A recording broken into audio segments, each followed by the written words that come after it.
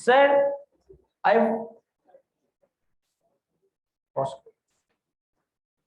Sir IFRS 15 हमारे FAR2 के course का one of the lengthy standard है। कोई हमारी 8 से 10 क्लासेस स्टैंडर्ड के ऊपर लग रही होगी और एग्जाम पर्सपेक्टिव से एक इंपॉर्टेंट स्टैंडर्ड भी है। ये सिर्फ इत्तेफाक है कि हम सेकंड क्लास में ही IFRS 15 का सबसे इंपॉर्टेंट कॉन्सेप्ट कवर करने लगे, क्योंकि ये कॉन्सेप्ट स्टेप 1 में ही कवर करवाया जाता है। तो हमारे पास एक प्रेजेंटेशन आ रही है कॉन्ट्रैक्ट मॉडिफिकेशन के नाम से, कॉन्ट्रैक्ट मॉडिफिकेशन के नाम से। एक दो पेज आ गया है, मिल जाएगा भैया। Sir contract modification theory read किए बगैर ही मैं नाम से ही अंदाजा लगा सकता हूं कि कॉन्ट्रैक्ट मॉडिफिकेशन में क्या बात हो रही है। प्रैक्टिकली ऐसा हो सकता है कि आप एक कॉन्ट्रैक्ट स्टार्ट करो, कुछ गुड्स एंड सर्विसेज आइडेंटिफाई करो, कुछ पेमेंट आइडेंटिफाई करो, लेकिन कॉन्ट्रैक्ट जब हमारा एग्जीक्यूट हो रहा हो आप उस कॉन्ट्रैक्ट में कुछ मॉडिफिकेशन कर दो, कुछ नए गुड्स ऐड कर दो, कुछ पुराने गुड्स डिलीट कर दो, या कुछ गुड्स को चेंज वगैरह कर दो, मतलब जो कॉन्ट्रैक्ट की गुड्स एंड सर्विसेज है उसको मॉडिफाई कर दो। ऐसा भी हो सकता है कि हम पेमेंट को बढ़ा दें, पेमेंट को कम कर दें, पेमेंट को चेंज कर दें, और ऐसा भी हो सकता है कि गुड्स सर्विस और पेमेंट दोनों को ही चेंज कर दें।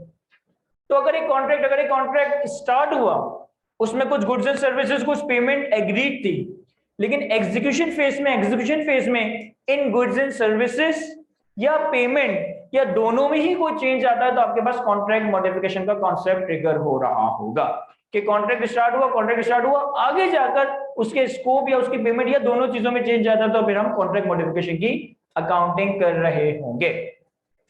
कहता है a change in enforceable rights and obligation, a change in enforceable rights and obligation that is scope का मतलब है गुड्स एंड सर्विसेज, एंड और price is only accounted for as a contract modification if it has been approved by the parties and it creates new or changes existing rights and obligation। अगर एक contract start होने के बाद subsequently उसके scope यानी कि goods and services में change होती है, एडिशन डिलीशन या ऑल्टरेशन होती है, या पेमेंट में चेंज आता है, इंक्रीज या डिक्रीज होती है, और ये जो चेंज आया है ये पार्टीज की अप्रूवल के साथ हो, ये इनफोर्सेबल हो, तो फिर आप कॉन्ट्रैक्ट मॉडिफिकेशन की एक अकाउंटिंग कर रहे होंगे। अब ये वन ऑफ द इंपॉर्टेंट और टेक्निकल कॉन्सेप्ट है कि कॉन्ट्रैक्ट मॉडिफिकेशन को अकाउंट फॉर किस तरह से किया जाता है। अगर आप नेक्स्ट पेज पर आए तो आपके पास एक कॉन्ट्रैक्ट मॉडिफिकेशन की डिसीजन डायग्राम आ रही है कि आपने कॉन्ट्रैक्ट मॉडिफिकेशन को किस तरह से अकाउंट फॉर करना है। सर जब भी हमारा कॉन्ट्रैक्ट मॉडिफाई होगा, आप अकाउंटिंग करते वक्त सबसे पहले खुद से ये सवाल पूछेंगे, are additional goods and service in contract modification distinct, कि क्या कॉन्ट्रैक्ट की मॉडिफिकेशन में कोई नए गुड्स एंड सर्विस ऐड हो रहे हैं, और क्या वो नए गुड्स एंड सर्विस डिस्टिंक्ट यानी कि डिफरेंट है। पहला सवाल, क्या कॉन्ट्रैक्ट मॉडिफिकेशन के नतीजे में कोई नए गुड्स ऐड हो रहे हैं, और क्या वो नए गुड्स डिफरेंट या डिस्टिंक्ट गुड्स एंड सर्विसेज हैं। It can be yes, it can be no. जवाब हाँ भी आ सकता है, जवाब ना भी। मैं एग्जांपल भी दूंगा इसकी। अगर जवाब आ जाता है यस,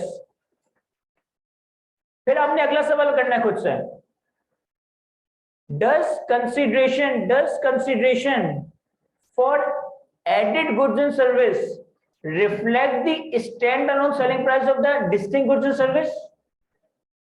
क्या मॉडिफिकेशन के नतीजे में जो नए गुड्स आए उनके अगेंस्ट एडिशनल पैसे हैं, और वो एडिशनल पैसे उन एडिशनल गुड्स एंड सर्विस की मार्केट प्राइस या स्टैंडर्ड प्राइस को रिप्रेजेंट करता है। अगेन जवाब आ सकता है यस, जवाब आ सकता है नो। हम बात करते हैं यस की, यानी पहले सवाल का जवाब भी यस कि कॉन्ट्रैक्ट मॉडिफिकेशन में नए गुड्स डिस्टिंक्ट डिफरेंट हैं। दूसरे सवाल का जवाब भी यस कि नए गुड्स डिस्टिंक्ट भी है और उनके अगेंस्ट जो पैसा मिल रहा है वो भी मार्केट कंसिडरेशन है। तो फिर आपने कॉन्ट्रैक्ट मॉडिफिकेशन का क्या करना है, treat as a separate contract, मैं इसको एक एग्जांपल से एक्सप्लेन करता हूं, आप लोगों को बहुत अच्छी तरह से इंशाल्लाह समझ आ जाएगा। फॉर एग्जाम्पल,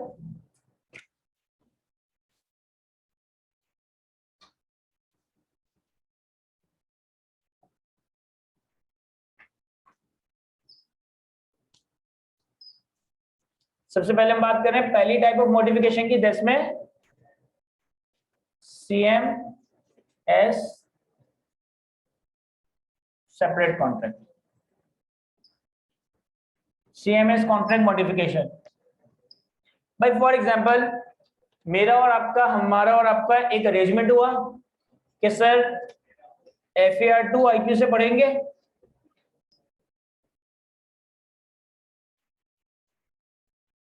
FAR2 में लेट से कि नंबर ऑफ टॉपिक्स हैं 10, यानी कि 10 स्टैंडर्ड्स या IFRS आपको कवर करवाए जाएंगे, और हमने इसकी फीस डिसाइड कर ली 20,000 रुपए।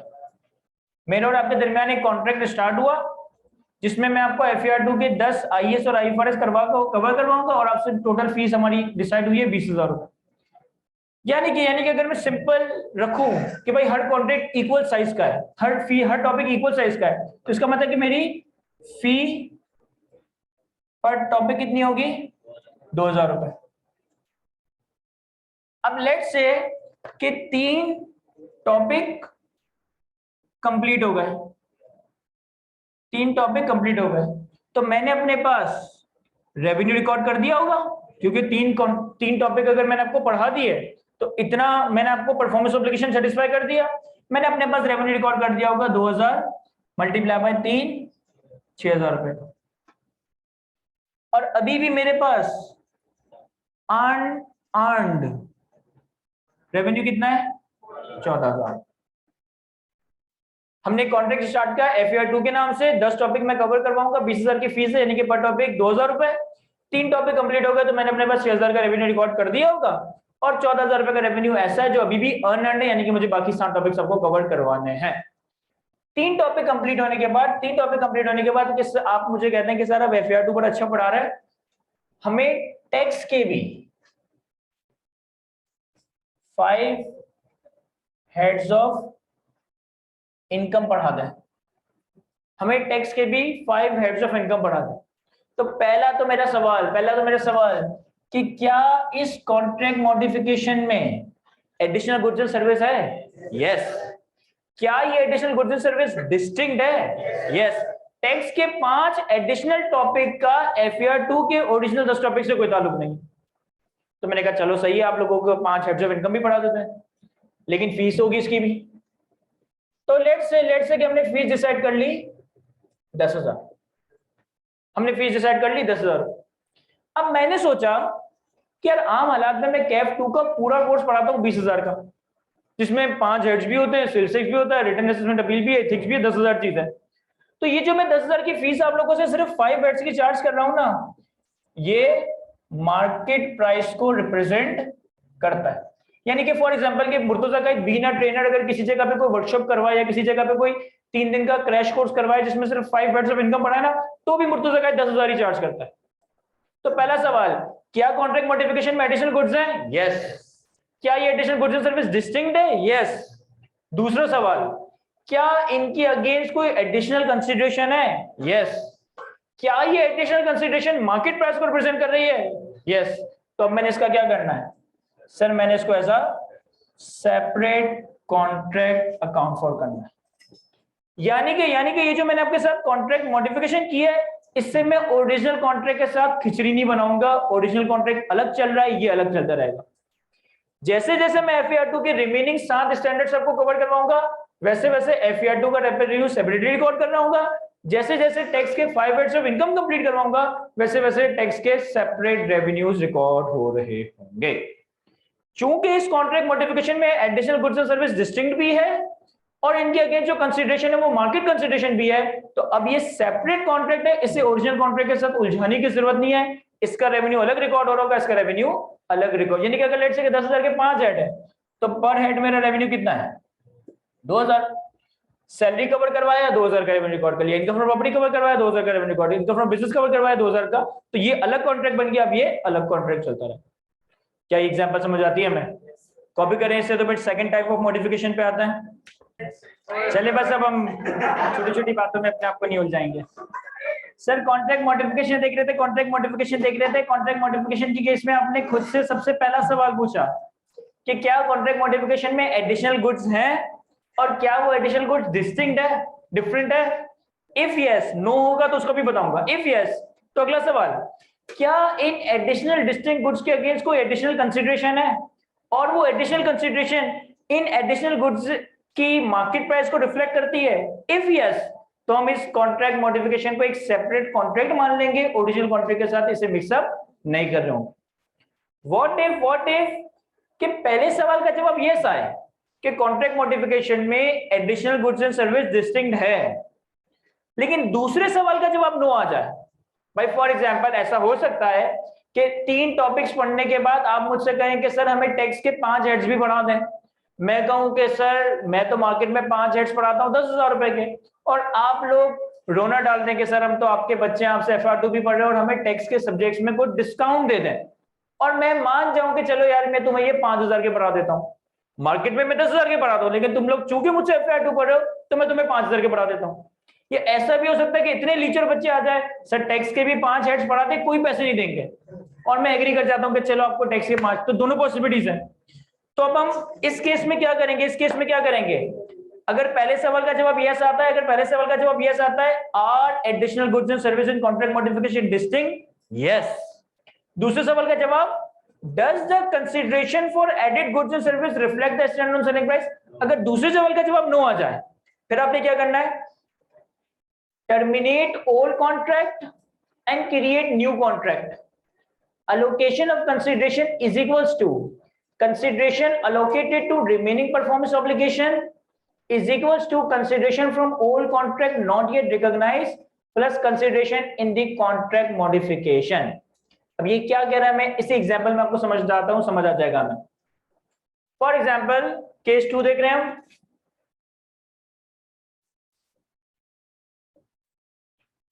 terminate old contract and create new contract। यहां सुनिएगा सर, सेम फैक्ट्स है सेम सिनेरियोज है, सेम फैक्ट्स है सेम सिनेरियोज है। क्या आप लोग मुझसे एक ओरिजिनल कॉन्ट्रैक्ट करते हो FAR2 का? FAR2 में 10 टॉपिक कवर करवाऊंगा, 20,000 की टोटल फी, यानी कि 2,000 पर टॉपिक की फी होगी। 3 टॉपिक कंप्लीट होगा तो मैंने 3 टॉपिक का 6,000 का रेवेन्यू रिकॉर्ड कर लिया। 7 टॉपिक अभी भी रहते तो 14,000 amount yet to be recognised as revenue. 3 topic cover करने के बाद आप सब मेरे पास आते हो कि सर आप हमें टैक्स के भी 5 हेड्स ऑफ इनकम करा देना तो कितना अच्छा हो जाएगा। मैंने कहा कि यार मार्केट में अगर मैं ये चीज आप लोगों को वैसे पढ़ाऊं या किसी और को पढ़ाऊं तो भाई 5 हेड्स ऑफ इनकम की फीस होती है 10,000। आपने रोना शुरू कर दिया कि सर 10,000 तो बहुत ज्यादा, हमारे छोटे छोटे माँ बाप हैं, हम कैसे 10,000 रुपए की फीस पे करेंगे। तो मैंने कहा चलो आप हमारे ही बच्चे हो, IQ के स्टूडेंट हो या मुझसे FAR2 पढ़ रहे हो, तो हमारे दरमियान फीस एग्री हो जाती है लेट से 4,000 रुपए।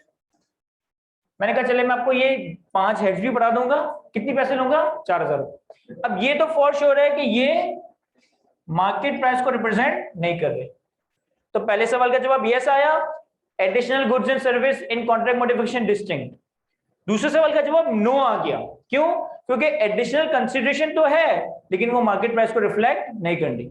अब सीधे हाथ पे डब्बे में क्या लिखा है? Terminate the old contract and create a new contract. Terminate the old contract and create the new contract का मतलब ये नहीं है कि आप कस्टमर को भगा दोगे, कस्टमर के साथ कॉन्ट्रैक्ट खत्म कर दोगे। टर्मिनेट दी ओल्ड कॉन्ट्रैक्ट का मतलब है कि पुराने कॉन्ट्रैक्ट की अकाउंटिंग को टर्मिनेट कर दोगे, पुराने कॉन्ट्रैक्ट की अकाउंटिंग को टर्मिनेट कर दोगे और एक नया कॉन्ट्रैक्ट स्टार्ट कर दोगे। कैसे? Consideration to be allocated to the remaining performance obligation is equals to consideration of the old contract not yet recognised plus consideration for additional goods and service. मैं समझाता हूं क्या।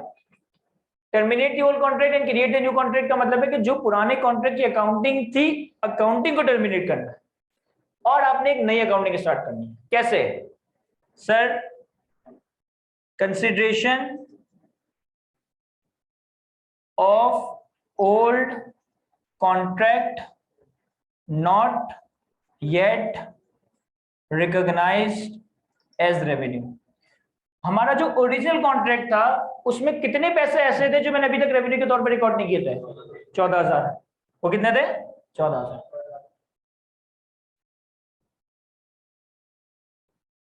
Plus consideration for additional goods and service if any. If any क्यों लिख रहा हूं? क्योंकि हो सकता है भाई, ये भी तो हो सकता है कि मैं तुम्हें 5x फ्री में पढ़ा दूं। जैसे मैंने 10,000 की जगह तुमसे 4,000 चार्ज किया ना, मैं ऐसा भी कर सकता हूं, मैं तुम्हें फ्री में पढ़ा दूं, तो फिर यहाँ 0 आ जाएगा। तो वो कितना है? 4,000। अब ये कितना हो गया? 18,000।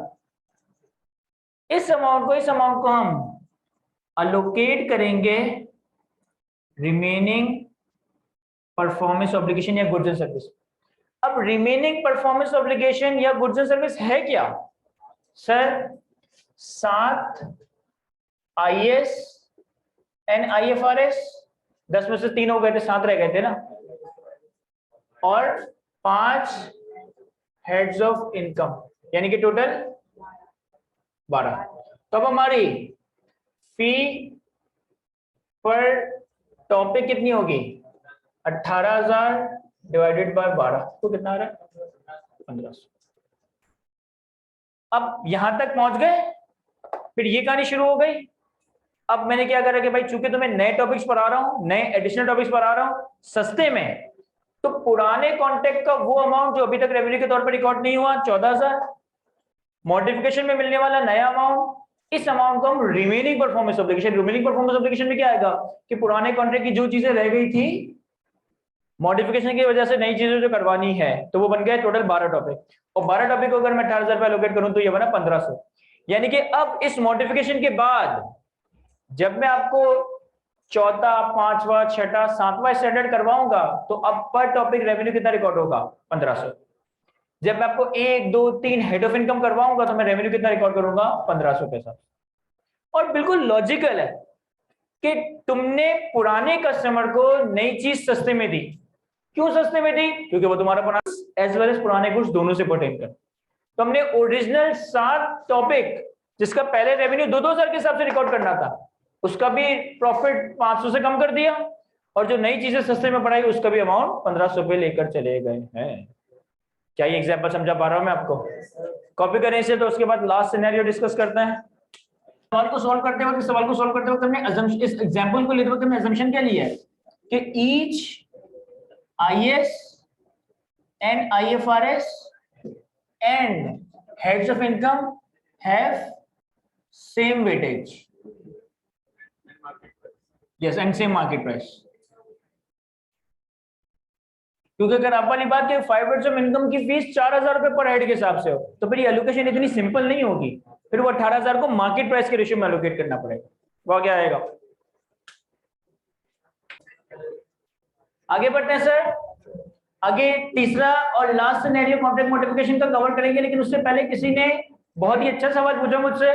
IFRS 15 का स्टैंडर्ड मुझे वैसे याद नहीं, लेकिन मेरा ख्याल है कोई 30-35वीं बाहर में पढ़ा रहा हूँ, मल्टीपल टाइम्स। ये 5 में पढ़ा है, FR2 में पढ़ा है, FR1 में भी कुछ टाइम में पढ़ा है।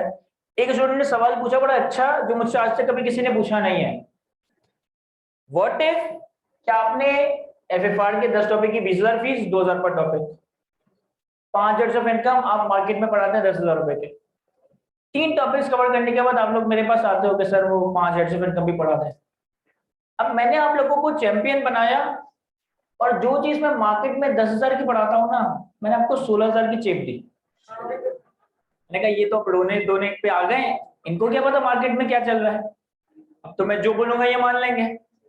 तो मैंने आप लोगों को कहा भाई ठीक है मैं पढ़ा दूंगा, मुझे पता है कि मैं मार्केट में कितने का पढ़ाता हूँ 10,000 का, लेकिन मैंने आप लोगों को 16,000 का कह दिया कि भाई मैं 5 हेड्स ऑफ इनकम पढ़ाऊंगा 16,000।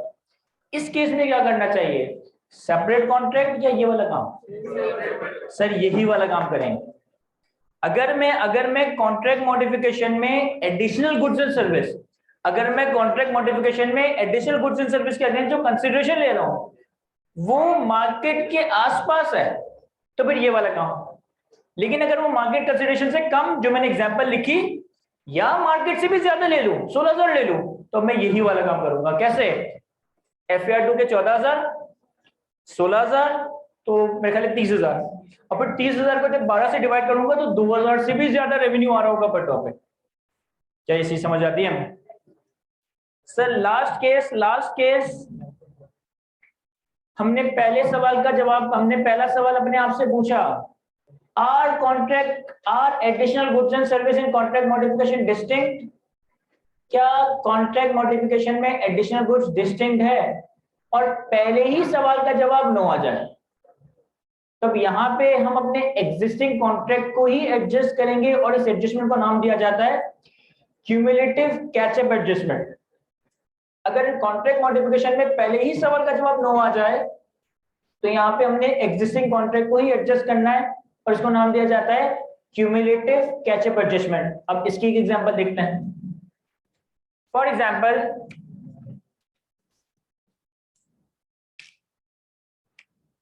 तीसरा सिनेरियो पढ़ रहे हैं, cumulative catch up adjustment. For example, हमारा और आपका एक अरेंजमेंट हुआ FAR 2 का।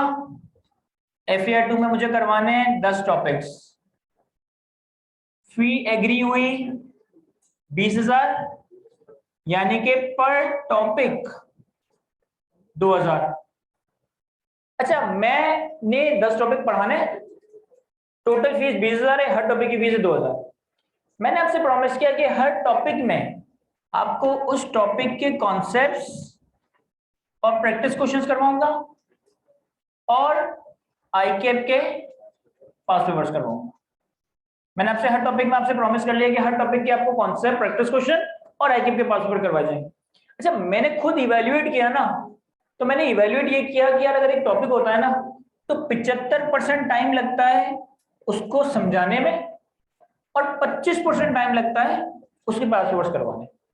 एक टॉपिक पे 75% टाइम लगता है उसके कॉन्सेप्ट्स और प्रैक्टिस क्वेश्चंस करवाने में और 25% टाइम लगता है उसके आईकेप के पासवर्ड्स लगाने। यानी कि मैं यूं कह सकता हूं कि ये जो पर टॉपिक 2,000 का रेवेन्यू है, ये जो पर टॉपिक 2,000 का रेवेन्यू, इसमें से 1,500 रुपए कॉन्सेप्ट के और प्रैक्टिस क्वेश्चंस के और इसमें से 500 रुपए आईकेप के पास पेपर्स के। सही हो गया? अब मैंने क्या किया सर, मैंने जो है ना 3 टॉपिक्स कंप्लीट करवा दिए। 3 टॉपिक्स कंप्लीट करवा दिए तो मैंने रेवेन्यू रिकॉग्नाइज कर दिया होगा 2,000 मल्टीप्लाई बाय 3, 6,000। 3 टॉपिक्स करवाने के बाद आप मेरे पास आते हो कि सर आपने हमें इतना अच्छा पढ़ाया कि आईकेप के पासवर्ड के सवाल तो बहुत ही हलवा लग रहा है। आपने इतने अच्छे टॉपिक पढ़ाए, एग्जांपल चल रही है सारी, आपने हमें ये 3 टॉपिक इतने अच्छे पढ़ाए कि आईकेप के पासवर्ड तो हमें बहुत ही आसान लग रहे हैं, इसमें तो बिल्कुल मजा ही नहीं आ रहा। आप एक काम करें, हमें एसीसी या आईसीडब्ल्यू के पासवर्ड करवाए करें, आईकेप के ना करवाए करें। एक हंसी सवाल है, मतलब बहुत आसान सवाल है। तो मैंने कहा कि चलो ठीक है, कोई बात नहीं, अगले टॉपिक में तुम लोगों को एसीसी के करवा देंगे सवाल, आईकेप के नहीं करेंगे, वो बहुत आसान सवाल है। तो आप लोगों ने मुझसे कहा कि नहीं सर, अगले टॉपिक में हम एसीसी के सवाल करेंगे, प्रैक्टिस भी करेंगे, कॉन्सेप्ट भी पढ़ेंगे, लेकिन जो 3 टॉपिक्स हमने करवा दिए ना उसके भी आप हमें एसीसी के ही पास पेपर्स करवा दें। तो अब इसका मतलब है कि कॉन्ट्रैक्ट मॉडिफिकेशन में कोई नए गुड्स ऐड नहीं हो रहे, कोई नए गुड्स डिस्टिंक्ट नहीं है, बल्कि जो एग्जिस्टिंग गुड्स हैं जिसमें हमारा एग्री किया हुआ था, practice questions, concept and ICAP past papers, इसी में हमने चेंज करके क्या रिप्लेस कर दिया, एसीसी के पास पेपर्स। तो पहले ही सवाल का जवाब नो आ गया कि कॉन्ट्रैक्ट मॉडिफिकेशन में कोई एडिशनल गुड्स एंड सर्विस नहीं है, एग्जिस्टिंग गुड्स एंड सर्विस में ही मॉडिफिकेशन हो रही है। तो मैं पहले ही सवाल का जवाब अगर नो आ गया तो मैं क्या करूंगा, adjust the existing contract, that is cumulative catch up adjustment. अब आपने कहा कि सर अब से जो है ना हमें एसीसी के सवाल करवाएं, आईकेप के सवाल तो मजा नहीं आ रहा। तो मैंने कहा ठीक है। फिर आपने कहा सर जो 3 टॉपिक्स पढ़ा दिए ना उनके भी एसीसी के सवाल करवाते हैं, आईकेप के सवालों में मजा नहीं आया। तो मैंने ये जो 6,000 का रेवेन्यू रिकॉर्ड किया है, इसमें से 4,500 3 स्टैंडर्ड्स के कॉन्सेप्ट एंड प्रैक्टिस क्वेश्चंस के हैं। ये कैसे निकाला हमने, 1,500 मल्टीप्लाई बाय 3, और इसमें से 1,500 आईकेप के पास पेपर्स के, और इसको हम रिप्लेस कर रहे हैं विथ एसीसी पास पेपर्स। अब मुझे क्या करना पड़ेगा, अब मुझे रिवर्सल ऑफ रेवेन्यू करना पड़ेगा 1500 रुपए से। मुझे 1500 रुपए से अपना रेवेन्यू रिवर्स करना पड़ेगा। और फिर जब इन 3 टॉपिक्स के मैं आपको एसीसी के सवाल भी करवा दूंगा, तब मैं ये 15,000 रुपए का रेवेन्यू दोबारा रिकॉर्ड करूंगा। सर मैंने आपको 3 टॉपिक्स कवर करवा दिए, प्रैक्टिस क्वेश्चंस कवर करवा दिए, आईक्यू के पासवर्ड्स कवर करवा दिए, तो मैंने 6000 का रेवेन्यू रिकॉर्ड कर लिया। और 6000 का ब्रेकअप किया है कि 1500 रुपए कॉन्सेप्ट और प्रैक्टिस क्वेश्चंस के और 500 रुपए के हिसाब से पास पेपर्स के। 3 टॉपिक्स के बाद आपने कहा सर आईक्यू के पास पेपर्स में बिल्कुल मजा नहीं आ रहा है, बहुत आसान है, अब हमें एसीसी के सवाल करवाएं। मैंने कहा ठीक है, 7 टॉपिक जो रह गए उसमें आईक्यू के सवाल नहीं करवाऊंगा, एसीसी के करवा दूंगा। आपने कहा नहीं, जो 3 करवा दिए ना उसके भी एसीसी के करवा दे काइंडली। मैंने कहा चलो ठीक है, वो भी करवा दूंगा। तो मैंने ये जो 6000 का रेवेन्यू रिकॉर्ड किया है ये तो डन हो गया, लेकिन ये चेंज हो गया। अब मुझे आपको एसीसी के भी सवाल करवाना है, तो मैंने जो 1500 का ये वाला रेवेन्यू रिकॉर्ड किया था इसे मैं कर दूंगा रिवर्स, इसे मैं कर दूंगा रिवर्स। और फिर जब मैं आपको इन 3 टॉपिक्स के एसीसी की भी पास पेपर्स करवा दूंगा तो मैं ये 1500 का रेवेन्यू रिकॉर्ड कर दूंगा। 1500 का जो पास पेपर है वो पहले साइड पे कौन करता है, हम इसको एडजस्ट तो तब मतलब 500 रुपया 1500 सही इन टोटल। तो अब आप वो सर्विसेज देने के बाद आप कह रहे हैं कि 1500 एसीसी के पास तो ये एडजस्टमेंट किस तरह होगी, मतलब आपने सर्विसेज दी, मैंने सर्विसेज दे दी, लेकिन जो सर्विसेज मैंने दे, देखें एक चीज इनका बेसिकली कंसर्न ये, इनका बेसिकली कंसर्न ये कि यार जो सर्विसेज मैंने दे दी, जो मैंने आईक्यू के पास पेपर्स करवा दिए, उनका क्यों रेवेन्यू रिवर्स किया जा रहा है? वो सर्विस तो आपने एक्चुअली परफॉर्म की है ना। तो एक इंपॉर्टेंट बात इनके सवाल से निकलती है कि कॉन्ट्रैक्ट मॉडिफिकेशन स्टार्ट ही कब होगी? A contract modification shall be accounted for if and only if it is approved by the parties. हमने इस डायग्राम से पहले ही क्या पढ़ा था कि अगर पार्टीज की अप्रूवल है तो मॉडिफिकेशन होगी। भाई मैं यहाँ के कह दूं कि भाई नहीं 3 टॉपिक्स मैं नहीं पढ़ाऊंगा क्योंकि मैंने उसके आईक्यू के पास करवा दिया, तो मेरी अप्रूवल नहीं है तो फिर तो कुछ नहीं हो सकता।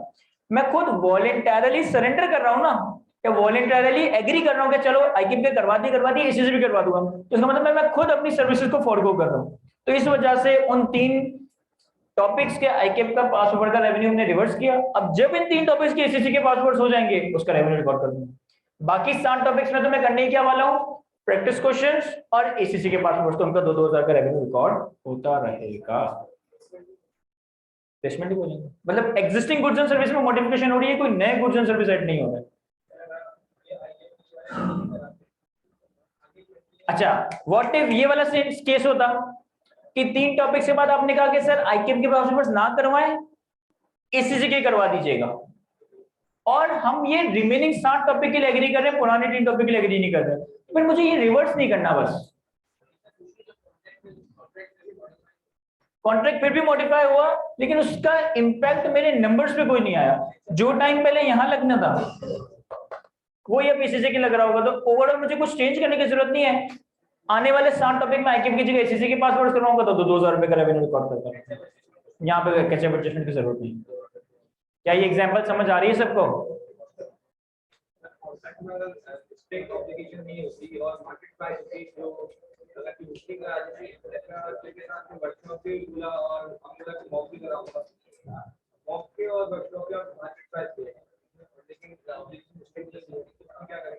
बेसिकली मैंने इस तरह की एग्जांपल अभी इसलिए भी आप लोगों को अज्यूम नहीं करवाई क्योंकि अभी हमें सही मानों में डिस्टिंक्ट का मतलब ही नहीं पता।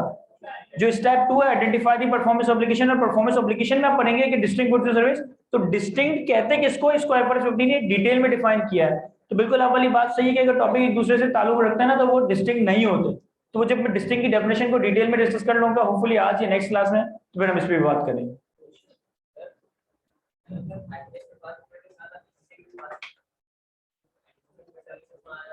मैं इस चीज को कंप्लीटली आंसर नहीं करा। इन्होंने सवाल ये पूछा कि अगर आप आईकेप के पासवर्ड्स के साथ साथ एसीसी के भी पासवर्ड्स करवाते तो यहाँ पे पहले तो ये कंक्लूड करना है कि क्या एसीसी के पासवर्ड्स डिस्टिंक्ट है। मैंने अभी डिस्टिंक्ट क्या होता है ये आपको बताया नहीं, मैंने तो सिर्फ समझाने के लिए कह दिया डिफरेंट। लेकिन अगला ही स्टेप है step 2 identify the performance obligation. उसमें डिस्टिंक्ट का एक क्राइटेरिया डिफाइंड है कि what is actually meant by distinct. तो डिस्टिंक्ट की जब टर्म समझ लेंगे तो मैं इस तरह के एग्जांपल्स भी आपके साथ शेयर करूंगा। और अगर मैं एसीसी के हिसाब से करवा देता हूँ तो मैं बता देता हूँ वो शायद डिस्टिंग का क्राइटेरिया ही मीट नहीं करेंगे, क्योंकि वो मिलते जुलते FAR2 की टॉपिक्स की बात हो रही है ना। इसीलिए मैंने एग्जांपल में इंटायरली डिफरेंट सब्जेक्ट की पिक किया था टेक्स्ट। सर अपने पास कॉन्ट्रैक्ट मॉडिफिकेशन वाली स्लाइड पर आए, ये डायग्राम दोबारा से एक दफा डिस्कस करता हूँ। जब भी हमारे कॉन्ट्रैक्ट में मॉडिफिकेशन आएगी, कॉन्ट्रैक्ट मॉडिफिकेशन का मतलब है कि कॉन्ट्रैक्ट स्टार्ट होने के बाद सब्सिक्वेंटली उसके स्कोप में चेंज आ जाए, गुड्स एंड सर्विस इंक्रीज हो जाए, गुड्स एंड सर्विस डिक्रीज हो जाए, गुड्स एंड सर्विस मॉडिफाई या ऑल्टर हो जाए, या फिर प्राइस में चेंज आए, प्राइस इंक्रीज हो जाए, प्राइस डिक्रीज हो जाए, या फिर ये दोनों ही चेंजेस आ रहे हैं, तो आपके पास कॉन्ट्रैक्ट मॉडिफिकेशन का कॉन्सेप्ट ट्रिगर हो रहा होगा। अब कॉन्ट्रैक्ट मॉडिफिकेशन की अकाउंटिंग के लिए हमने एक डिसीजन डायग्राम बनाई है। सबसे पहला सवाल, क्या कॉन्ट्रैक्ट मॉडिफिकेशन में कोई एडिशनल गुड्स एंड सर्विस है और क्या वो additional goods and service distinct है? अगर जवाब आता है यस, तो दूसरा सवाल, क्या कॉन्ट्रैक्ट मॉडिफिकेशन में कोई एडिशनल कंसीडरेशन है और क्या ये additional consideration in additional goods and service की मार्केट प्राइस को रिप्रेजेंट कर रही है? अगर दूसरे सवाल का जवाब भी आता है यस, तो आपने इस कॉन्ट्रैक्ट मॉडिफिकेशन को as a separate contract account for करना है, ओरिजिनल कॉन्ट्रैक्ट के साथ मिक्सअप नहीं करना। अगर पहले सवाल का जवाब यस आ जाए कि कॉन्ट्रैक्ट मॉडिफिकेशन में एडिशनल गुड्स एंड सर्विस हैं और वो डिस्टिंक्ट भी हैं, लेकिन दूसरे सवाल का जवाब नो आ जाए कि एडिशनल कंसीडरेशन ही ना हो या एडिशनल कंसीडरेशन तो हो लेकिन वो मार्केट कंसीडरेशन को रिप्रेजेंट ना करे, तो फिर आपने पुराने कॉन्ट्रैक्ट की अकाउंटिंग को टर्मिनेट करना है और नया कॉन्ट्रैक्ट स्टार्ट करना है। और नया कॉन्ट्रैक्ट स्टार्ट किस तरह से होगा? पुराने कॉन्ट्रैक्ट की प्राइसिंग का वो अमाउंट उठाना है जो रेवेन्यू के तौर पर रिकॉर्ड नहीं हुआ, प्लस मॉडिफिकेशन के नतीजे में मिलने वाली एडिशनल कंसीडरेशन, जो भी अमाउंट आएगी इसे हम रिमेनिंग परफॉर्मेंस ऑब्लिगेशंस पे अलोकेट कर रहे होंगे। और तीसरा केस था कि अगर कॉन्ट्रैक्ट मॉडिफिकेशन में एडिशनल गुड्स एंड सर्विस ही ना हो, एडिशनल गुड्स एंड सर्विस हो लेकिन वो डिस्टिंक्ट ना हो, तो फिर आपने यहाँ पे अपने एग्जिस्टिंग कॉन्ट्रैक्ट को ही एडजस्ट करना है, जिसे हम क्यूमुलेटिव कैचअप एडजस्टमेंट कह रहे होंगे। अब ये तीन तरह के पॉसिबल सिनेरियोस हो सकते हैं कॉन्ट्रैक्ट मॉडिफिकेशन के, या तो सेपरेट कॉन्ट्रैक्ट, या terminate the old and create a new contract, या फिर क्यूमुलेटिव कैचअप एडजस्टमेंट। लेकिन प्रैक्टिकली और एग्जाम पर्सपेक्टिव से ऐसा हो सकता है कि जब आप कॉन्ट्रैक्ट मॉडिफिकेशन का सिनेरियो देखें तो उस एक सिनेरियो में एक ही वक्त में एक से ज्यादा सिनेरियो अप्लाई हो रहे हैं। यानी जरूरी नहीं है कि या तो 1, 2 और 3 होगा, ऐसा भी हो सकता है कि 1 और 3 एक साथ हो रहा हो, ऐसा भी हो सकता है कि 1 और 2 एक साथ हो रहा हो, ऐसा भी हो सकता है कि 2 और 3 एक साथ हो रहा हो, ऐसा भी हो सकता है कि 1, 2, 3 तीनों ही चीजें एक सिनेरियो में अप्लाई हो रही हो। वो हम इंशाल्लाह सवालों को सॉल्व करते हुए देखेंगे। स्टॉप।